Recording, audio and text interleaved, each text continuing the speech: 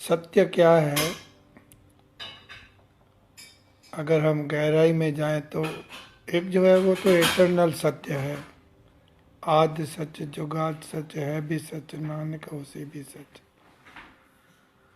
और वो सिर्फ उस सर्वशक्तिवान सर्वव्यापी सर्जनहार सत्यचित आनंद जो पूरे ब्रह्मांड का हर्ता करता है उसके लिए कहा गया है। सरल भाषा में हम उसे निरंकार कहते हैं। और एक ये सत्य था जो कल सच था, लेकिन आज उस सच का कुछ अलग रूप है। जैसे बाबा बुट्टा सिंह जी का एक वक्त था, रास्ते में आते जाते आदमी का हाथ पकड़ के कह देते थे, चलो आओ मैं तुम्हें तुम्हारा बाप दिखा दूं, तुम्हारा जन्मदाता बता दूं,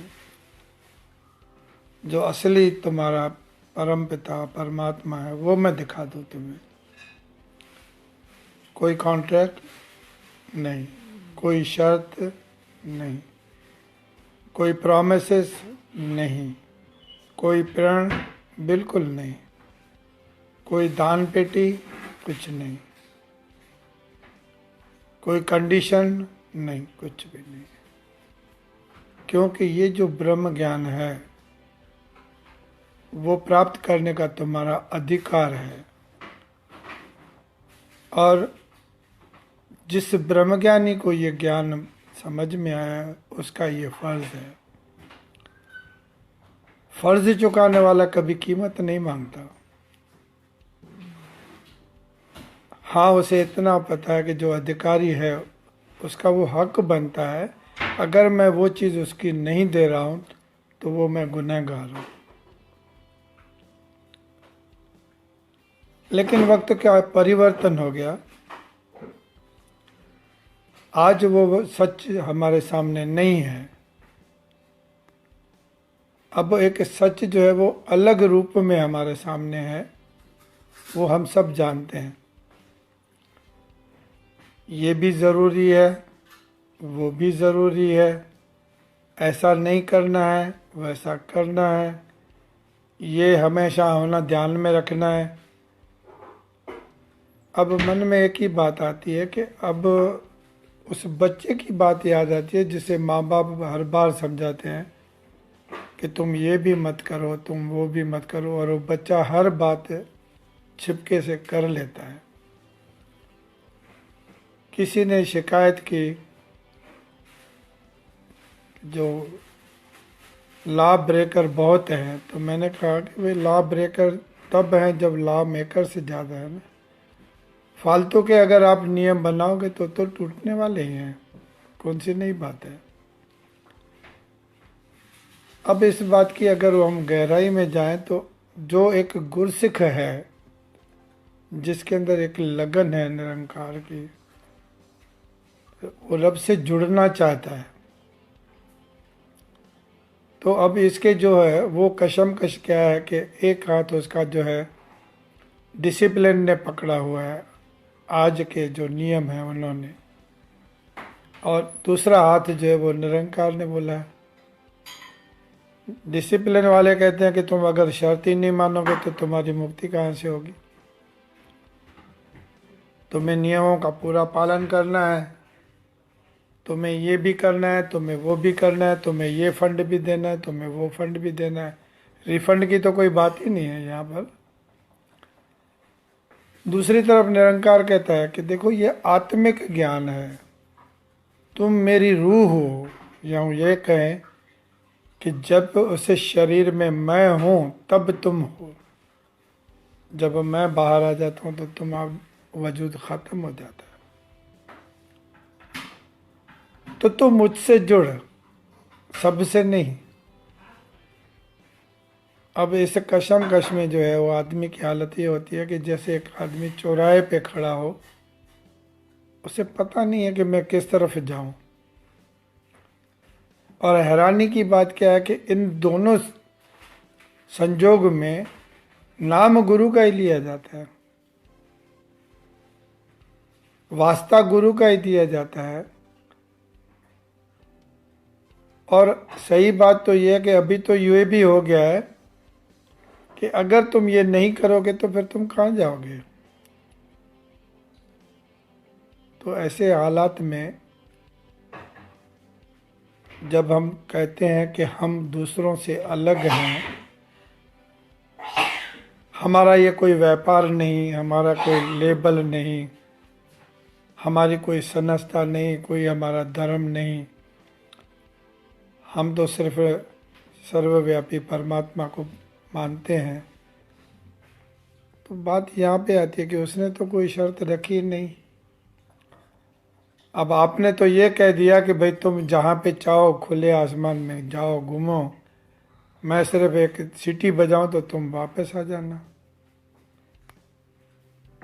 अब गुलामी के भी अलग अलग प्रकार हैं, तो ये कौन सी जो है फैंसी गुलामी है जो हम मुझे कबूल करनी है,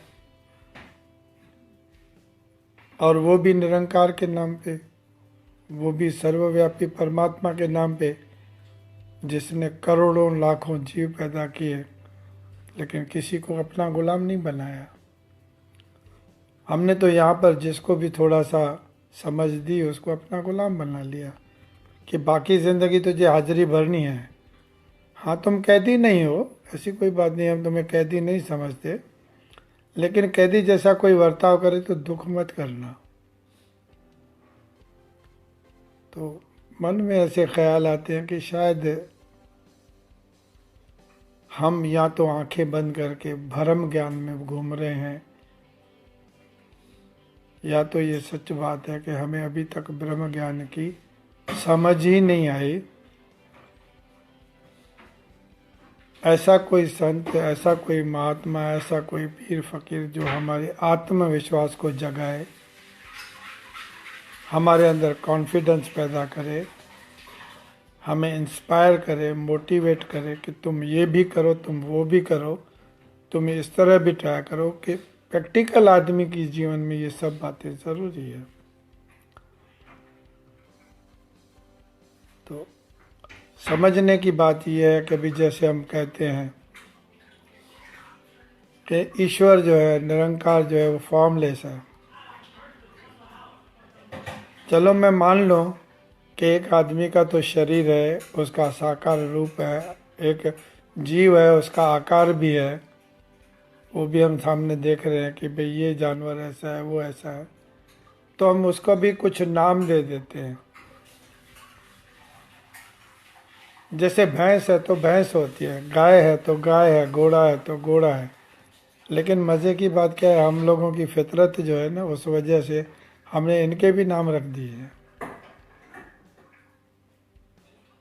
आदत से मजबूर है और कुछ भी नहीं है। तो असल में क्या है कि जो सही बात है कि जो जानवर है उस जानवर की वो आइडेंटिटी है, इसी तरह एक ह्यूमन बीइंग की एक आइडेंटिटी है कि वो ह्यूमन बीइंग है। और अगर ये हम समझते हैं कि हिंदू धर्म का लेबल गलत है, इस धर्म का लेबल गलत है, तो दास तो ये भी कहेगा कि निरंकारी होना भी तो एक लेबल ही है। संत जो है उसका क्या लेबल से लेना देना, एक फकीर का क्या मिशन से लेना देना। जो लोग निरंकार से जुड़े हैं वो बाकी की बातों से परे हैं, और जो मिशन से जुड़े हैं उनके मन में तो हजारों सवाल हैं, उलझन है, कंफ्यूजन है, स्टेटमेंट्स हैं, कंट्राडिक्शन है, क्वेश्चंस हैं, काउंटर क्वेश्चंस हैं, और ये तो कंटिन्यू रहेगा ही। तो ये बात तो ऐसी हो गई कि आसमान से गिरे और खजूर में अटक गए। तो अगर इसमें से बाहर आना है तो मुझे बाहर की फॉर्मेलिटी से भी मुक्त होना पड़ेगा, और जब मैं उस मुक्त से मैं आ जाऊंगा तो बाकी की मुक्ति मेरी है ही नहीं। तेरे को बचपने की बात नहीं करनी है, एक मैच्योर आदमी की बात करें। तो जब आप मानते हो कि हर घट में निरंकार है, तो आप क्या कहना चाहते हैं कि निरंकार को मुक्ति चाहिए?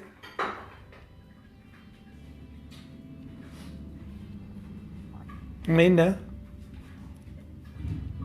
तो फिर ये तमाशा क्यों? फिर ये लोगों के मन में भय पैदा करने का जो एक तरीका है वो क्यों?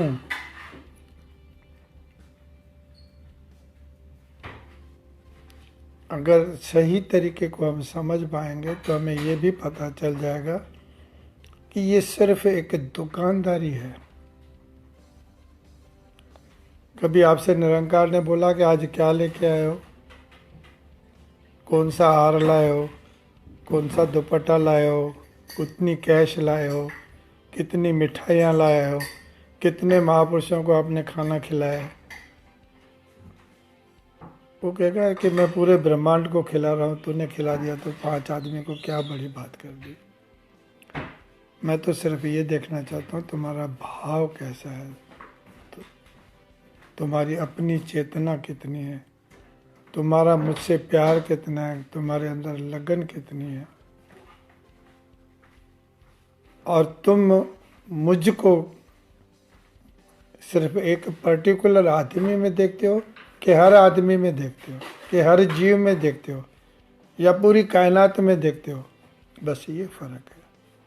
अगर तुझे ये समझ में आ गया है तो मुबारक है, बहुत बढ़िया, बहुत अच्छी बात है। और बस इसी मौज में रहा कर।